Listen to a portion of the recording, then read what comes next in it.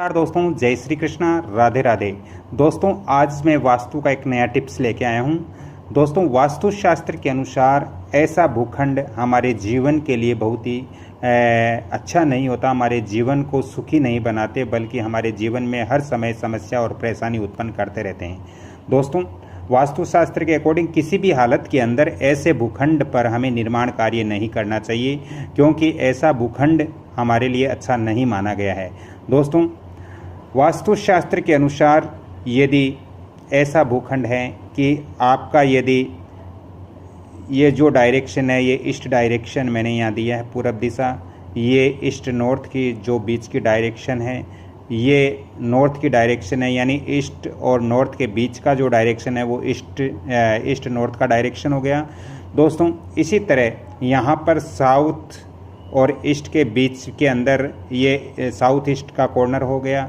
इसी तरह यहाँ साउथ और वेस्ट के अंदर, दोस्तों साउथ वेस्ट के अंदर यहाँ पर ये साउथ वेस्ट का कॉर्नर हो गया। दोस्तों इसी तरह यहाँ पर भी मैंने इसी तरह दिया है, क्योंकि हमारी 4 दिशाएं होती है और 4 उपदिशाएं होती है। मैं यहाँ आपको बना करके बता देता हूँ। ये हमारी 4 दिशाएं होती है, सॉरी मित्रों, ये हमारी 4 दिशाएं हैं। यहाँ ये जो भूखंड है ये कॉर्नर पर आ रहा है, इसलिए ये हमारी 4 दिशाएं हो गई।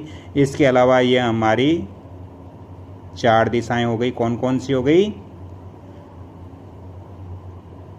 पूरब, पश्चिम, उत्तर और दक्षिण, ये 4 दिशाएं हो गई। बहुत सारे लोग बोलते थे कि सर जी आप कॉर्नर वाले मकान के ऊपर 1-2 वीडियो देना आपको चाहिए, तो आज मैं इसीलिए दे रहा हूँ। ये जो दिशा है ये कॉर्नर वाली दिशा है।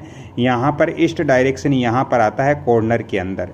तो दोस्तों इस तरह से ईस्ट, वेस्ट, नॉर्थ और साउथ, ये हमारी 4 दिशाएं हो गई, और ये हमारी 4 उपदिशाएं हो गई। ये हमारी 4 उपदिशाएं हो गई। जैसे आपके यहाँ पर ईस्ट नॉर्थ और वेस्ट साउथ वेस्ट, यहाँ पर ईस्ट साउथ और नॉर्थ वेस्ट, तो ये 4 उपदिशाएं हो गई, 4 दिशाएं हो गई। दोस्तों अब बात करते हैं कि ऐसा भूखंड क्यों नहीं रखना चाहिए। ऐसा भूखंड इसलिए नहीं रखना चाहिए कि दोस्तों एक तो इस भूखंड के अंदर बिल्कुल ये भूखंड आयताकार नहीं है।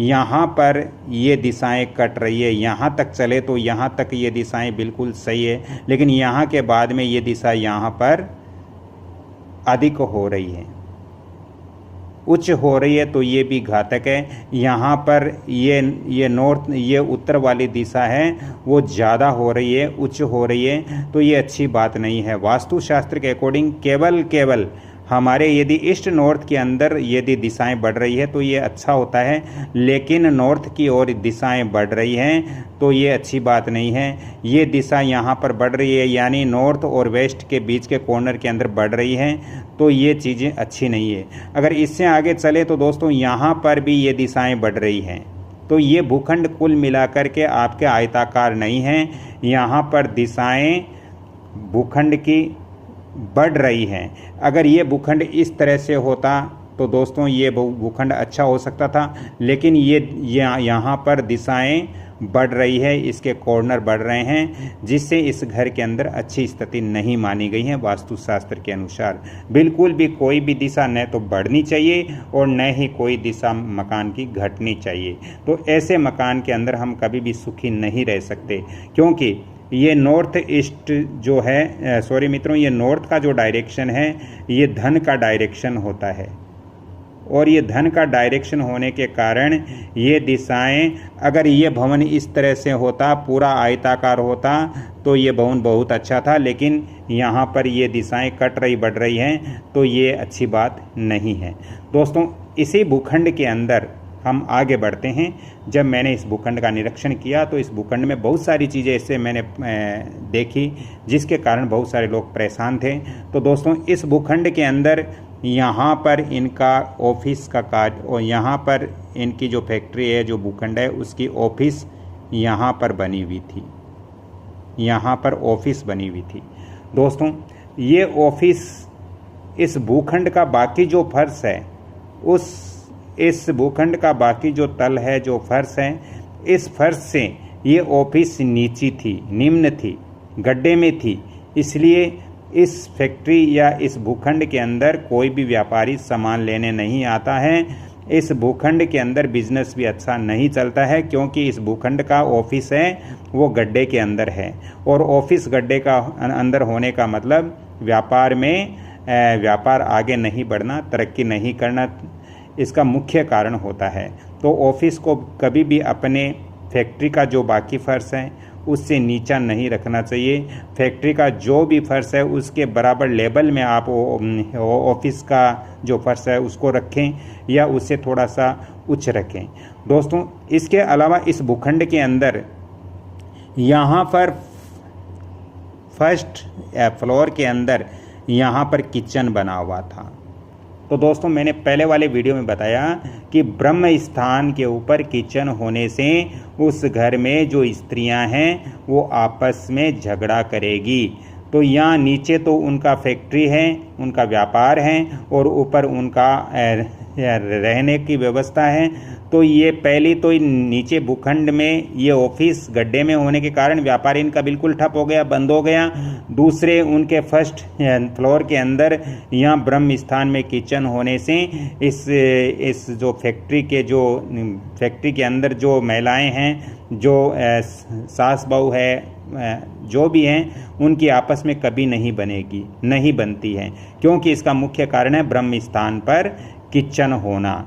पहले वाले वीडियो के अंदर में मैंने बहुत कुछ बताया इसके बारे में।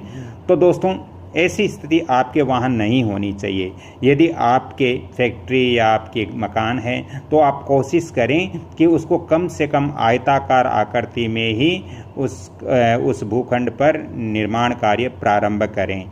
दोस्तों, यदि आपकी कोई भी दिशाएं कट रही है, बढ़ रही हैं, या आपकी ऑफिस या आपके घर के अंदर मास्टर बेडरूम यदि गड्ढे के अंदर है, आपके बाकी घर के फर्श से नीचा है, तो ये आपकी समस्या का सबसे प्रमुख कारण बनता है। दोस्तों, ऐसे घर में स्त्रियां कलह कलेश रखेगी, आर्थिक तंगी रहेगी, इसके अलावा स्वास्थ्य भी अच्छा नहीं रहेगा। हो सकता है ऐसे मकान के अंदर हार्ट संबंधित जो सदस्य हैं उनको दिक्कत हो सकती हैं। तो दोस्तों, वास्तुशास्त्र के अकॉर्डिंग हमें इन चीज़ों का ध्यान रखना चाहिए। तो मैंने यहाँ पहला पॉइंट्स दिया कि ईस्ट नॉर्थ वाले भूखंड कैसा होना चाहिए और कैसा नहीं होना चाहिए। दूसरा, मैंने यहाँ पॉइंट दिया जैसे के कार्यालय कैसा होना चाहिए। तो जैसे भूखंड के अंदर कार्यालय हैं, जैसे भूखंड के अंदर कार्यालय हैं, तो वो बाकी भूखंड का फर्श है उसके बराबर लेवल में रखें या उससे थोड़ा ऊपर रखें। दोस्तों, कभी भी गड्ढे के अंदर ऑफिस नहीं होनी चाहिए। तीसरा, किचन है वो ब्रह्म स्थान में नहीं होना चाहिए। ये 3 पॉइंट्स आज मैंने इस वीडियो में दिया। यदि आपको ये वीडियो अच्छा लग रहा है, ये जानकारी अच्छी लग रही है, तो कृपया आप इस वीडियो को लाइक करें, शेयर करें और सब्सक्राइब करें। यदि ज़्यादा ही आवश्यकता हो तो आप मेरे को फ़ोन कॉल्स करें। दोस्तों, इसके लिए आपको अलग से चार्ज पे करना पड़ेगा। फ़ोन नंबर नोट कीजिए 7901718402।